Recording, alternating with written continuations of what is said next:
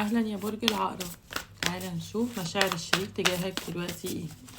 مشاعر الشريك او حبيب برج العقرب تجاهه ايه في الوقت الحالي.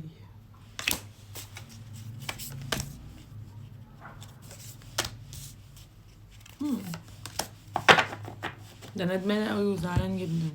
هو في حزن ما بينكم وفي زعل ما بينكم. هو عايز بدايه جديده معاك، بس بدايه من غير اي كوميتمنت، بدايه من غير اي التزام، يعني بدايه وخلاص هنبتدي. واضح. ولو انتوا اصلا هي دي اساس المشكله، يبقى هو حزين قوي على الايام اللي فاتت والايام اللي راحت، وما كانش فيه التزام ما بينكم. قاعد عمال يعيط على اللبن المسكوب. وواضح ان في حاجات ما اتقالتش كتير، وفي اسرار ما اتقالتش كتير.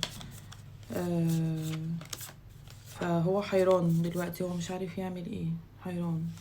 بس هو حاسس ان العلاقه دي ابديه ما بينكم. فهو حالته وحشه قوي.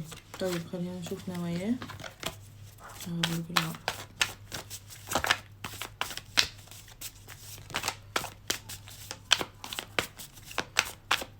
تعالى نشوف نواياه برج العقرب تجاهك.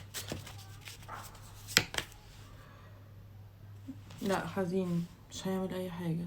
حزين وزعلان وحاسس ان انت اديته درس عمره. ليه كده يا برج العقرب؟ ليه؟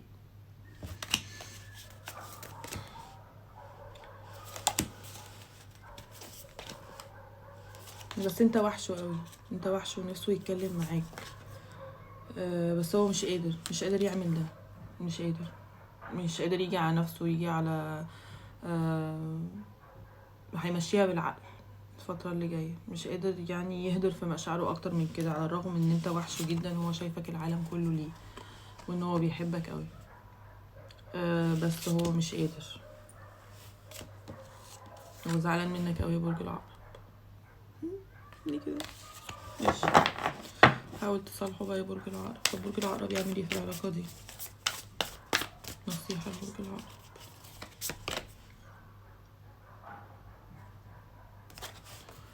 بص يا برج العقرب، نصيحتك ان انت ايا كان ايه قرارك، ما تقعدش بقى تروح وتيجي. يعني لو العلاقة دي بتحبها وعايزها ارجع، لو مش عايزها خلاص ضن. ما تقعدوش بقى رايحين جايين رايحين جايين وتكلموا ويكلمك ترد عليه والحركات دي. بلاش الاون اند اوف ده. بس فهي دي نصيحتك يا برج العقرب. يعني اللي يخدمك هو اللي تعمله. لو العلاقة دي مأثرة معاك روح لها، لو لأ خلاص.